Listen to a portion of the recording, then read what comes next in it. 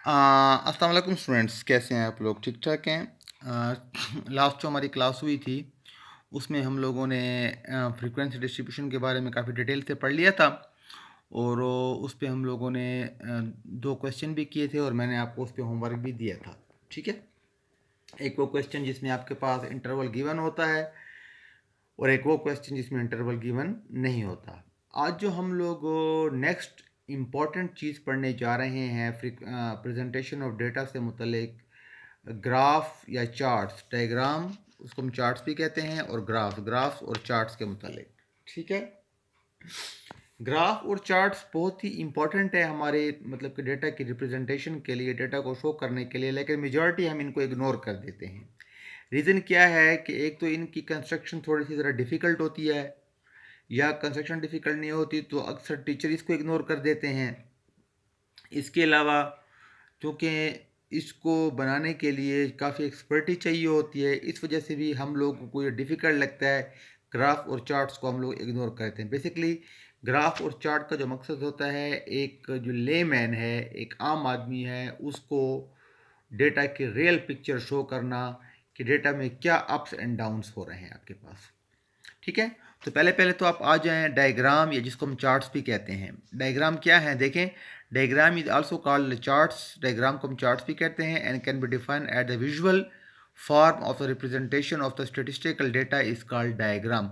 जब आप statistical data को विजुअल फॉर्म में, एक शेप की फॉर्म में, पिक्चर्स की फॉर्म में जब आप प्रेजेंट करते हो, शो करते हो, तो इस चीज़ को हम लोग चार्ट कहते हैं। ठीक हो गया। अब देखें इसमें types of the chart. Chart आपके पास कितने किस्म के होते हैं? बेसिकली चार्ट हमारे पास तीन किस्म के होते हैं। एक को हम वन डायमेंशनल चार्ट कहते हैं, एक को हम टू डायमेंशनल चार्ट कहते हैं, और एक को हम सर्कल चार्ट कहते हैं। वन डायमेंशनल वो चार्ट्स होते हैं जिसमें सिर्फ और सिर्फ हमारे पास एक ही वेरिएबल को डिस्कस किया गया होता है। टू डायमेंशनल में टू वेरिएबल्स को एट ए टाइम डिस्कस किया जाता है, और सर्कल चार्ट में हमने सर्कल बना के डेटा को शो किया जाता है। अब अगर हम वन डायमेंशनल की तरफ आ जाएं, तो वन डायमेंशनल की फर्दर टू टाइप्स हैं। इसमें एक होता है हमारे पास सिंपल बार चार्ट होता है, और एक हमारे पास बार होता है मल्टीपल बार चार्ट होता है। और इसके अलावा कंपोनेंट बार भी होता है, लेकिन इसको हम नहीं पढ़ते। इसके अलावा जो सर्कल चार्ट है, सर्कल चार्ट में भी बहुत सारी हैं, लेकिन हम सिर्फ सर्कल चार्ट में हम लोग पाई चार्ट को पढ़ेंगे। बहुत ही इंपॉर्टेंट है, अक्सर डेटा को शो करने के लिए पाई चार्ट हम लोग रिप्रेजेंट या पाई चार्ट हम लोग कैलकुलेट करते रहते हैं। ठीक हो गया। तो अब पहले पहले तो आ जाएं, आप सिंपल बार चार्ट के ऊपर आ जाएं और मल्टीपल बार चार्ट के ऊपर आ जाएं, फिर इनको कंस्ट्रक्ट भी करते हैं। ठीक है, तो देखिए सिंपल बार चार्ट क्या होता है। देखिए, simple bar chart: when the data consists of a single component and have not large variation, then a simple bar diagram is done. जब आपके पास डेटा सिंगल कंपोनेंट में हो, सिर्फ एक ही चीज़ हो जिसको शो करना हो, चाहे वो प्राइसेस हैं, चाहे वो हाइट है, चाहे वो वेट है, चाहे वो विड्थ है, एक ही वेरिएबल को शो करना हो, तो उस टाइप के लिए जो हम जो चार्ट यूज़ करते हैं, सिंपल बार चार्ट इसको यूज़ करते हैं। ठीक है, the first step in the construction is to arrange the data either in ascending order और डिसेंडिंग ऑर्डर। याद रखें, चार्ट सिंपल बार चार्ट के लिए चीज़ ज़रूरी है कि पहले पहले तो आपने डेटा को अरेंज कर देना है। मतलब कि छोटे वाले जो जो बड़ी वैल्यू है उसका बार आपने पहले बनाना है, उसके बाद नेक्स्ट छोटे वाले का बनाना है, उसके बाद नेक्स्ट छोटे वाले का बनाना है, उसके बाद नेक्स्ट छोटे वाले का बनाना है। या आप छोटे से बड़े की तरफ भी बना सकते हैं, या बड़े से छोटे की तरफ भी आप बना सकते हैं आपके पास। ठीक हो गया। Okay, if the data do not related to time, अगर data are descending order, if the data do not related to the time हो, अगर डिसेंडिंग ऑर्डर में आप तब करेंगे अगर डेटा टाइम से रिलेटेड ना हो तो। ठीक है, टाइम इन्वॉल्व होगा तो फिर तो आपको उसी के अकॉर्डिंग चलना पड़ेगा। इसके बाद हम क्या करेंगे, इको स्पेस वर्टिकल और horizontal bar with moderate uniform width are drawn, the length of the bar is proportional to the actual data. उसके बाद फिर हम क्या करेंगे, इक्वल प्रोपोर्शन विड्थ के साथ हम क्या करेंगे, बार्स को ड्रा करेंगे और डेटा को हम लोग रिप्रेजेंट कर लेंगे। क्लियर हो गया। ये तो हो गया आपके पास सिंपल बार चार्ट। नेक्स्ट देखते हैं मल्टीपल बार चार्ट। वो क्या होता है आपके पास, that the diagram is an extension to the multiple bar chart. ये जो सिंपल बार चार्ट है, ये जो मल्टीपल बार चार्ट है, सॉरी, ये सिंपल बार चार्ट की एक्सटेंशन है। किस तरह एक्सटेंशन है? That is when the simple bar diagram are placed side by side by representing two or more set of interrelated data in one diagram is known as a multiple bar chart. जब हम लोग क्या करते हैं, एक या एक से ज़्यादा, दो से ज़्यादा इंटर रिलेटेड डेटा को एक ही डायग्राम में हम लोग अगर यूज़ करते हैं तो उस टाइप के चार्ट को हम लोग मल्टीपल बार चार्ट भी कहते हैं। This diagram is given the more than one information about the same problem. इसमें हम लोग एक प्रॉब्लम के बारे में एक या एक से ज़्यादा इंफॉर्मेशन लेते हैं आपके पास। इसकी ये एक एग्जाम्पल यहाँ पर गिवन है, the distribution of the student in the first year class in a certain college in the last 5 years are given below. इसमें देखिए ईयर्स है, पहले में तो आपने देखा था कि सिर्फ उसमें एक कंपोनेंट होता कि भाई ईयर्स और वो स्टूडेंट्स होते हैं। इसमें ईयर्स भी हैं और इसके अलावा स्टूडेंट कॉमर्स के भी स्टूडेंट हैं, साइंस के भी स्टूडेंट हैं, आर्ट्स के भी स्टूडेंट हैं। मतलब कि एडजेसेंट इन्फॉर्मेशन एक दो तीन, तीन वेरिएबल की इन्फॉर्मेशन वो आपको एक ही चार्ट में दे रहा है आपको। Clear students? तो अब स्टूडेंट मैं आपको कुछ जो डायग्राम ये जो है ड्रा करके दिखाता हूँ। एक मैं आपको सिंपल बार चार्ट ड्रा करके दिखाता हूँ और एक मैं आपको मल्टीपल बार चार्ट ड्रा करके दिखाता हूँ। तो देखें कि हम कैसे करेंगे। देखिए स्टूडेंट्स, ये क्वेश्चन है, the following data represent the number of the covid cases of the number of the confirmed cases of the कोविड-19 in different cities of Hazara. ठीक है, ये उन्होंने एक डेटा ले लिया है हज़ारा के डिफरेंट सिटीज़ का, जिसमें कोविड के जो कन्फर्म केसेस हैं उनकी तादाद को उसने बयान किया है या उनकी तादाद को उसने बताया है। कैसे? देखिए इसमें ये सिटीज़ हैं, सिटीज़ में कौन कौन से हैं। ये आपके पास एबटाबाद है, एबटाबाद में कन्फर्म केसेस की तादाद 250 है। मानसेरा में कन्फर्म केसेस की तादाद 200 है। हरिपुर में 180 है और कोहिस्तान में आपके पास 60 कन्फर्म केसेस हैं। Construct a simple bar chart, आपने क्या करना है, इसका सिंपल बार चार्ट बनाना है। अब इसको बनाने के लिए हम क्या करेंगे, पहले तो हम लोगों ने जो जो होते हैं दो लाइनें ड्रा कर लेनी है इस टाइप की।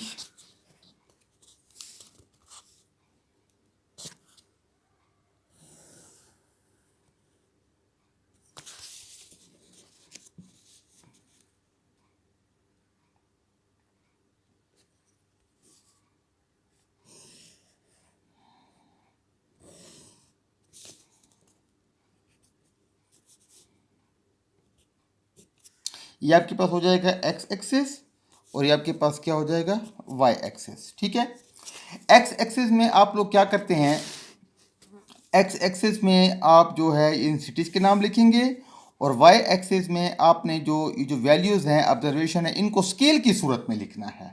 ठीक है, स्केल कैसे है, इसमें मिनिमम वैल्यू 60 है और मैक्सिमम वैल्यू आपके पास 250 है। अब आपकी मर्ज़ी है कि आप जो स्केल लेंगे ग्राफ पे वो कितने कितने का स्केल ले सकते हैं। आप चाहें तो 50-50 का भी ले सकते हैं, 100-100 का भी ले सकते हैं, 60-60 का भी, जिस तरीके से आपको आसानी लगे। मतलब कि आपने स्केल ऐसे लेना है कि छोटे से जो बार है या छोटे से जो ग्राफ है उसमें आपके तमाम वेरिएबल्स क्या हो जाएं, एडजस्ट हो जाएं या क्लियर हो जाएं। मैं क्या करता हूं इसमें, मैं इस केस में मैं चूँकि वैल्यूज़ 200 तक हैं तो मैं इसमें 50-50 की वो स्केल जो है वो मैं ले लेता हूँ। ठीक है, ये 50, उसके बाद 100 हो जाएगा, 150 हो जाएगा, 200 हो जाएगा और लास्ट चूँकि 250 है, 250 तक ही आपकी वैल्यूज़ या वेरिएबल्स जा रहे हैं। अब इसमें पहले पहले हमने देखे ना, अगर आप डेटा में देखें तो पहले पहले जो एबटाबाद है, एबटाबाद के अंदर जो कन्फर्म केसेस की तादाद है वो आपके पास 250 है। तो आपने क्या, आपने छोटे से बड़े की तरफ जाना है। हमेशा देखें कि इसमें बड़ी बड़ी वैल्यूज़ को आपने पहले, चाहे बड़ी बड़ी वैल्यू पहले आ रही है या एंड पे आ रही है, बड़ी बड़ी वैल्यू को आपने पहले आपने शो करना है इसमें।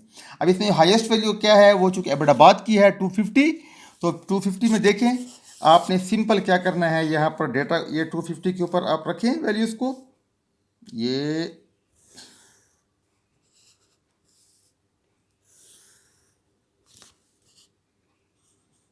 ये आपके पास पहला बार बन गया। इसको आपने सिर्फ जस्ट ऐसे एक लाइन लगाकर पिक्चर करनी है, कलर करना है, जो भी करना है। ये किसका है, ये आपके पास हो गया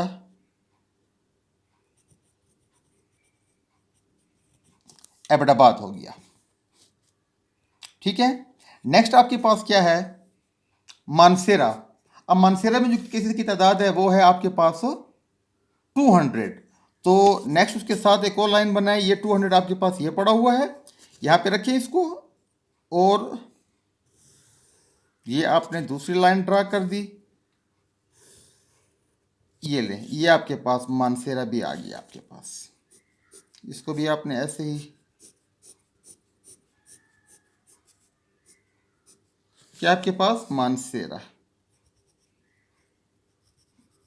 नीचे आप लिख भी लेना है। मानसेरा के बाद क्या है आपके पास, हरिपुर है। हरिपुर में कंफर्म केस की तादाद 180 है, तो 180 आपका 150 यहीं कहीं पर लाई कर रहा है आपके पास।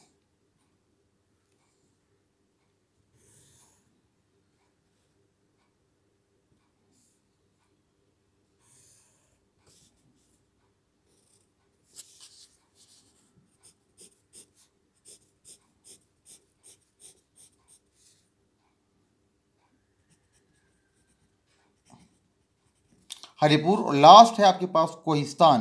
कोहिस्तान में कंफर्म केस की तादाद है 60। 60 आपके पास 50 से 60 यहीं कहीं पर आपके पास लाई कर रहा है। ये आपके पास बार ये बन जाएगा आपके पास।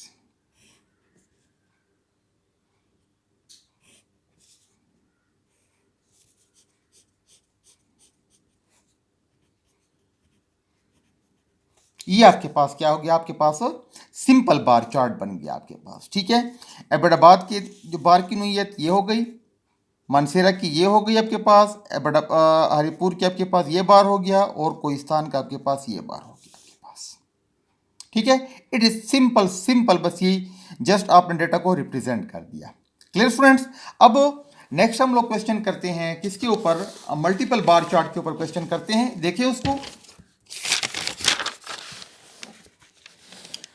मल्टीपल बार चार्ट कैसे बनेगा। अब देखिए क्वेश्चन इसमें यह है कि the following data represent the death and the birth rate of the following countries. ये कुछ कंट्रीज हैं, उनकी उन्होंने डेथ रेट भी दे दी है और उनकी उन्होंने बर्थ रेट भी दे दी है। पर 1000 समझ लें, पर मिलियन समझ लें, पर 100, जो भी डेटा की नो। ये तो इंडिया है, ये पहले पहले देखें, इंडिया है, इंडिया का बर्थ रेट 33 पर 1000 है, और उनका डेथ रेट है 24 है पर बर्थ है, मतलब कि 24 है पर 1000 है। ऐसे ही जापान का जो डेथ रेट है वो 32 पर 1000 है, और डेथ रेट 19। जर्मनी का दे दिया उसने आपको, और फ्रांस का दे दिया। Construct a multiple bar chart. अब इसमें मल्टीपल चार्ट बार चार्ट क्यों है, क्योंकि उसमें दो इंफॉर्मेशन, एडजस्टेड इंफॉर्मेशन एक ही बार में हम लोगों ने शो करने हैं। इसे भी हम वही करेंगे कि दोनों बार्स में, दोनों वैल्यूज में जो बड़ी वैल्यू होगी उसका बार पहले बनाएंगे, उसके साथ एडजस्टेंट हम लोग छोटी का बार बनाएंगे, बड़ी का बार छोटी का बार, इस तरीके से हम लोगों ने करते जाना है। ठीक हो गया। ओके, अब इसको बनाने का भी वही तरीका है जो कि पहले वाले का था। सिंपल आपने क्या करना है,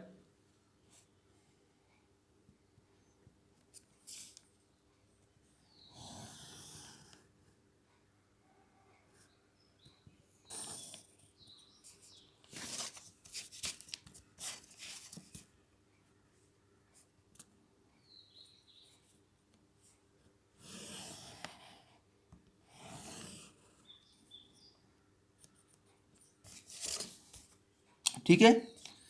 हम लोग चूंकि इसमें अगर आप डेटा को देखें तो इसमें जो हाईएस्ट वैल्यू है, हाईएस्ट वैल्यू आपके पास इसमें है आपके पास 33 है, और लोएस्ट वैल्यू आपके पास है 10।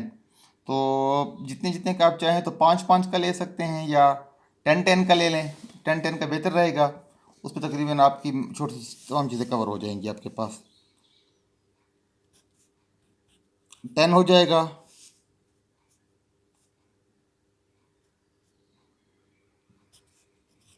20 हो जाएगा, 30 हो जाएगा, और लास्ट आपके पास हो जाएगा 40 हो जाएगा। ठीक है।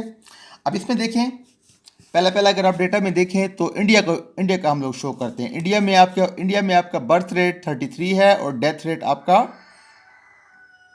24 है आपके पास। ठीक हो गया। तो पहले पहले हम लोगों ने क्या करना है, 33 को लेना है, उसके बाद 24।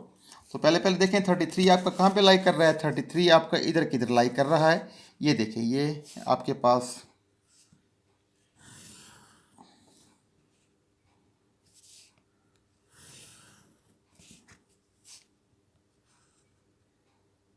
आपके पास क्या हो गया, ये आपके पास हो गया इंडिया का बर्थ रेट हो गया, उसके साथ ही एडजेसेंट आपने 24 का जो इसका डेथ रेट है वो भी शो करना है।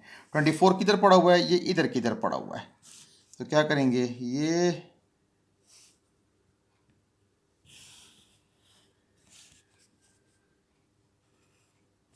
आपके पास क्या हो गया, ये इंडिया हो गया किसका,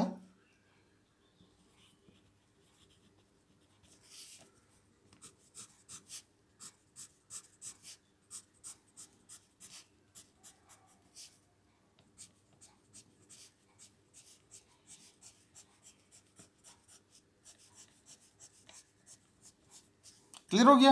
ओके, ये तो उन्होंने हमें दो दिए हैं, तीन भी दे सकता है, चार भी हो सकता है, तो उसको आप एट अ टाइम शो करना है। इंडिया के बाद क्या है, नेक्स्ट आपके जापान है। जापान में देखें आपका जो डेथ रेट है वो आपका 32 है, बर्थ रेट 32 है और डेथ रेट आपका 19 है। तो इसके साथ जापान है 32, पहले आपने ये 32 की तरफ लेकर जाना है, थोड़ा सा फासले देकर। 32 आपको यहीं कहीं पर लाइक कर रहा है, बड़ी जो कि अब वो ग्राफ पेपर नहीं है, ग्राफ पेपर में बिल्कुल सही शो होता है।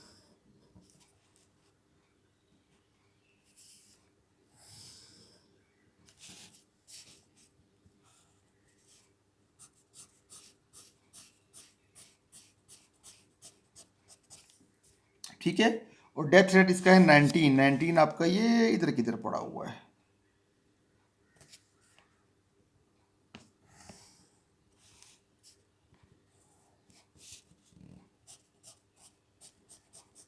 ये किसका है आपके पास, जापान हो गया।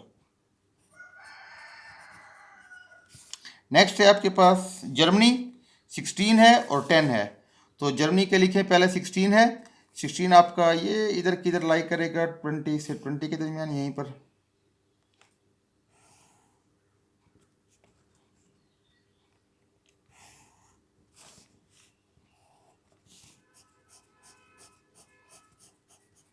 और 10 किधर पड़ा हुआ है, 10 तो आपका लास्ट, ये देखिए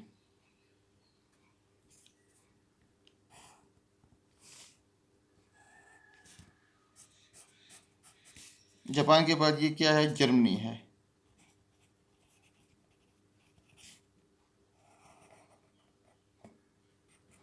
उसके बाद लास्ट है फ्रांस, 21 है और 16 है। तो पहले पहले देखिए 21 आपका, 21 ये लाइक कर रहा है, ये देखें।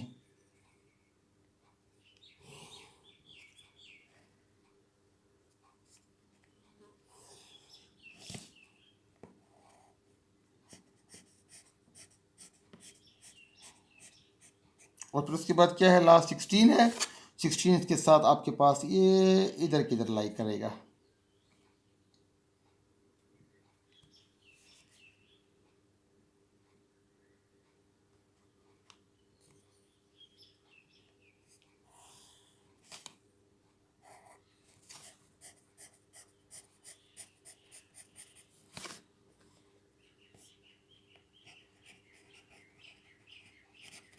ये आपके पास स्टूडेंट्स बन गया, मल्टीपल बार चार्ट बन गया आपके पास।